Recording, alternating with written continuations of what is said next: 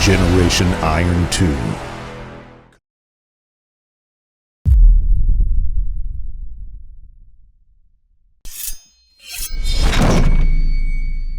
Bodybuilders and people involved in weight training are always searching for natural nutrients, supplements, and foods that will help them increase natural lean muscle mass in a safe manner.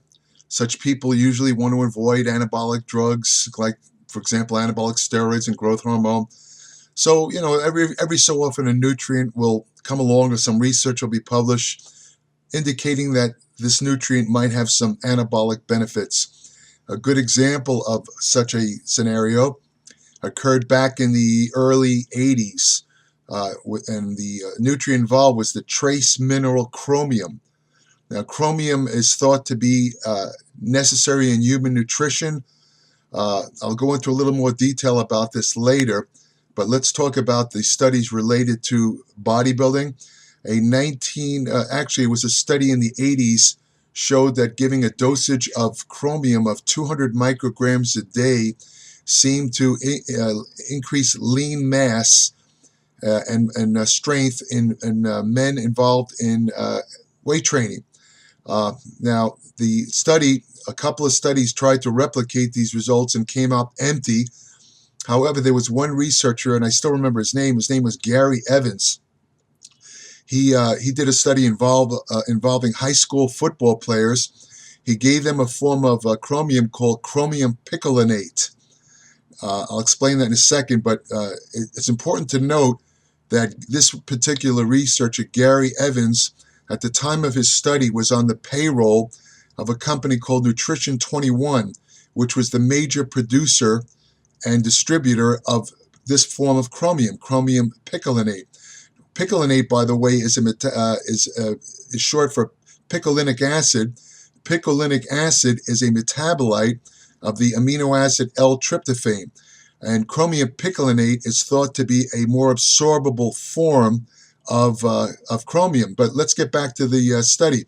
Gary Evans gave about 200 micrograms to these high school football players. He tested them out on lifts like the bench press, and I think he also did some body composition tests. He found that they lost body fat and gained muscle. All the bodybuilding magazines at the time picked up on this and were touting chromium as a muscle-building mineral. Of course, there was plenty of magazine articles. Supplement companies jumped on it, were including chromium in supplements. I had the occasion to attend a nutrition seminar at this time that was held aboard the Queen Mary ship in Long Beach, and one of the speakers there was the same Gary Evans, and he was talking about this study, where the high school football players packed on muscle after taking chromium picolinate supplements. So there was a question and answer session at the end of his lecture, and I asked him, did you control for the use of anabolic steroids in the football players? And he laughed and dismissed my question by saying, oh, this was a small Midwestern town where these football players are from. They don't even know about steroids.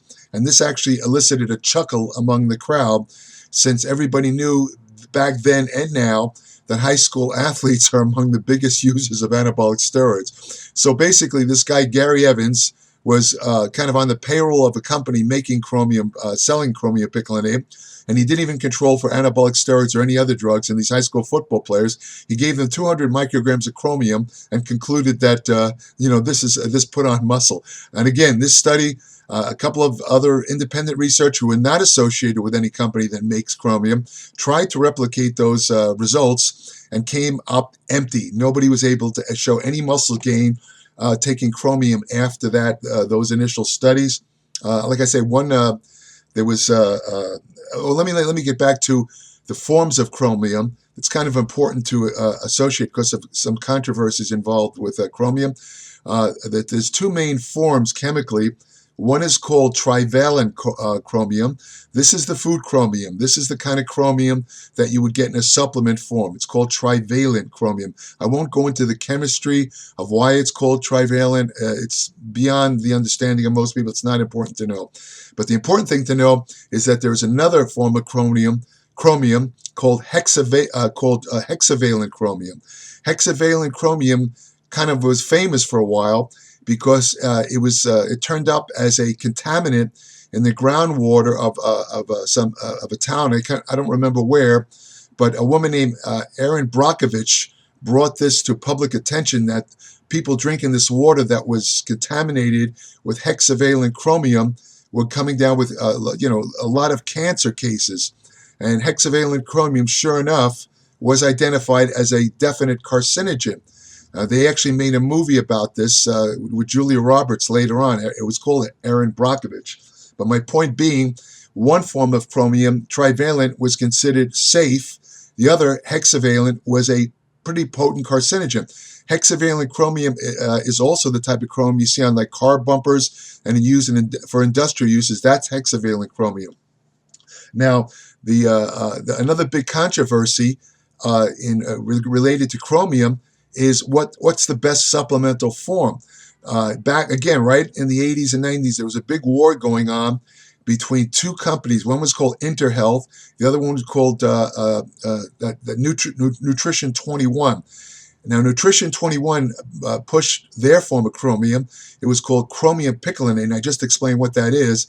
The other company, InterHealth, their form of chromium was called chromium polynicotinate, which was chromium complexed with a form of kind of nicotinic acid or niacin. And the InterHealth 21, both companies produced studies indicating their form of chromium was superior. Of course, they paid for the studies, so all these studies were questionable. And my personal feeling, I looked at a lot of these studies back then. I wrote a couple of articles. My feeling was that they were about equal.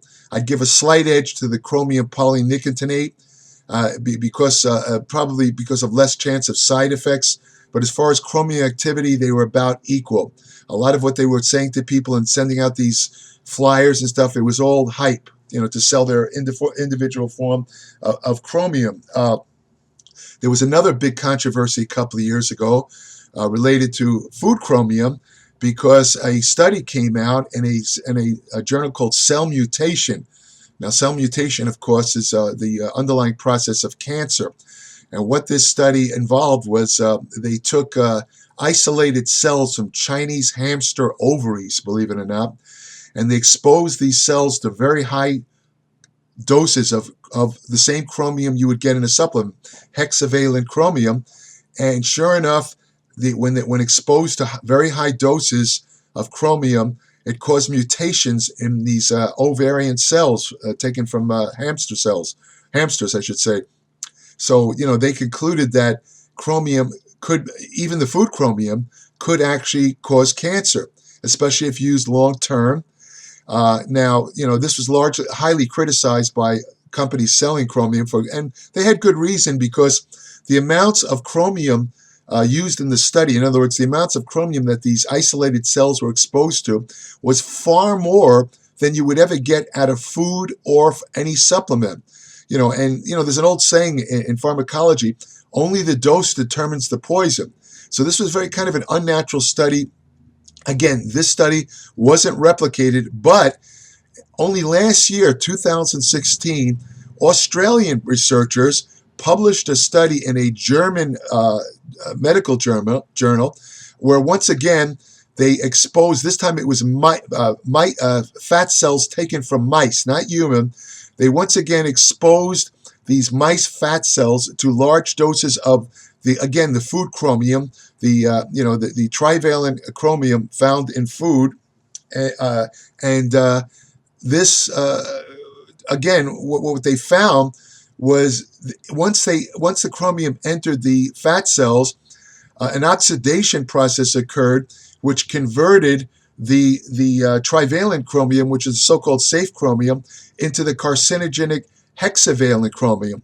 So these researchers concluded that chromium could be a slow carcinogen. In other words, it would take like anywhere from 10 to 40 years to cause cancer, but they felt that consistent consumption of chromium would cause cancer. There's a problem because this was what they call an in vitro study. It didn't involve human cells; it involved mouse cells, and it again involved fairly large doses. So you really can't extrapolate isolated cell studies to what happens in the body. So that's something to take into account. On the other hand, the other big controversies about chromium. Well, let me really, I should tell you, why does chromium work? What's the mechanism? Well, the mechanism is that nobody really knows. The chromium first came to the attention of researchers because they noticed there was something in brewer's yeast, which was a very popular supplement with bodybuilders before we had a lot of supplements back in the, let's say, 70s, 60s, 70s. Brewer's yeast was considered a good source of B-complex vitamins. It tasted terrible. I used it myself a couple of times, but there was something in it that seemed to help control blood glucose, and they called it the glucose tolerance factor. Later on, this was identified as this trace mineral chromium. In fact, brewer's yeast is a very good source of chromium. Other good sources include meats, whole grains, fruits and vegetables, broccoli, grape juice, and whole wheat English muffins, and potatoes. Now, when I say good sources, I'm talking tiny amounts. Micrograms is 1,000 of a gram is a microgram. And the recommended daily allowance of chromium used to be 200 up to 200 micrograms, 50 to 200 micrograms a day. But in recent years, they've lowered it to only 30 micrograms a day. And one thing to consider about chromium is that you only absorb about 10% of a dose. The forms I mentioned earlier, the picolinate and the polynicotinate, they're better absorbed. Other forms of chromium, like chromium chloride, which rarely show up in supplements, they have like a 2% absorption rate. So even under the best conditions, you only absorb about 10% of a dose of chromium. Now, how does it work?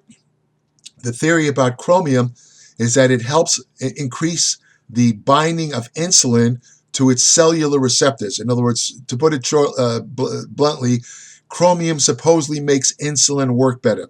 This explains the alleged anabolic effects of chromium, because a lot of bodybuilders and people think that insulin is anabolic. Some pro bodybuilders actually use insulin injections. Now, is insulin anabolic? Yes and no. It's indirectly anabolic because it definitely has what they call anti-catabolic effects in muscle. It blunts the breakdown of muscle tissue. So, but as far as anabolic, it does not really increase muscle protein synthesis. That would be a direct anabolic effect, except under one condition. If you have a lot of amino acids circulating in your blood, insulin will be anabolic, but it's only anabolic in the presence of large amounts of amino acids in the blood. Otherwise, it's mainly anti-catabolic. But just by being anti-catabolic, by preventing muscle protein breakdown, it is anabolic, because muscle growth occurs because of two things: increase muscle protein synthesis and decrease muscle protein breakdown. So if insulin decreases muscle protein breakdown, it would definitely contribute to increased muscle mass and strength gains. So chromium is thought to work by increasing the effectiveness of insulin, and also by increasing the effectiveness of insulin. It's the theory was that your body wouldn't have to secrete as much insulin, and one of the known functions of insulin is to promote fat buildup. The fat synthesis. Insulin is very, very fat synthesis promoting. It tends to increase the amount of fat synthesized in fat cells. So the theory was the less insulin secreted, the less body fat. For that reason, a lot of people speculated that chromium could be involved in fat loss. Some studies did show that taking about 200 micrograms of chromium usually wound up with about a 1.2 kilogram loss of body fat over 2 years, which isn't that really great. Other studies, a more recent study that lasted even longer than that, they gave chromium to obese people, and they found no loss of body fat at all. So it's kind of questionable. A lot of the studies that looked at the relation that because of its effect on supposedly helping to control blood glucose, chromium has often been recommended for type 2 diabetics, in which the basic problem is an inability to properly use glucose, uptake glucose into muscles, and so on. So there was a study done in China where they gave the Chinese diabetics 1,000 micrograms a day of chromium, and it improved all indices. In other words, they had better glucose control, they had better long-term glucose control. Based on that study, again, everyone started pushing chromium to diabetics. Unfortunately, when they tried to replicate these studies in humans with giving doses of chromium, larger doses, 1,000 micrograms, they weren't able to replicate those results.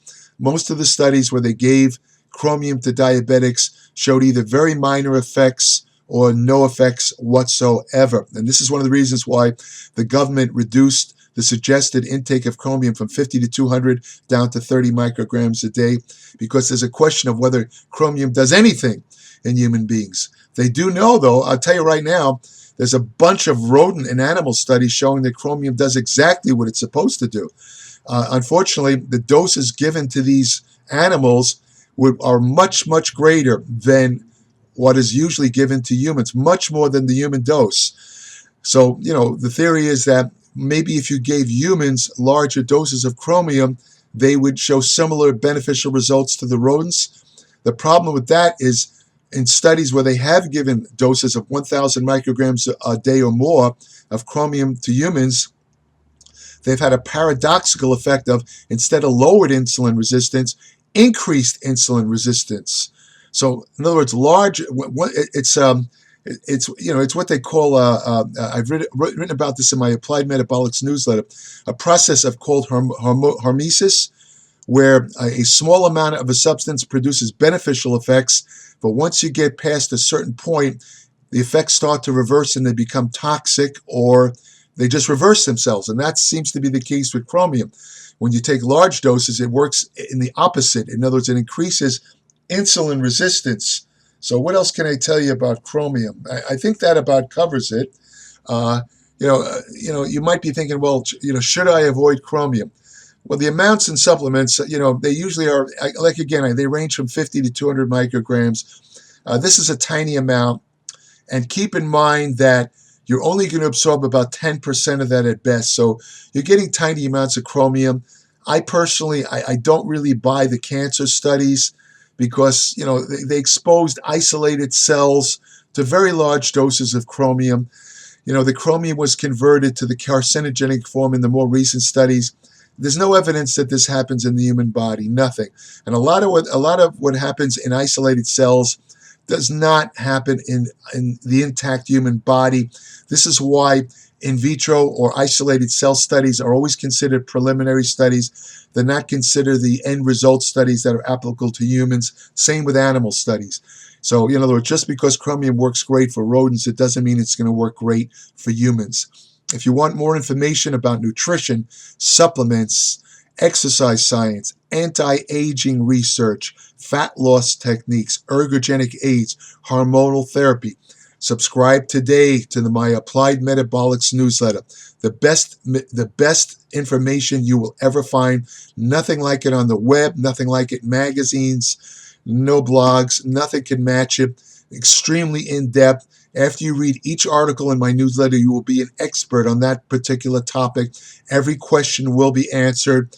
I'm imparting my 54 years of study and empirical experience to give you tips that'll save you time, prevent you from making mistakes. www.appliedmetabolics.com.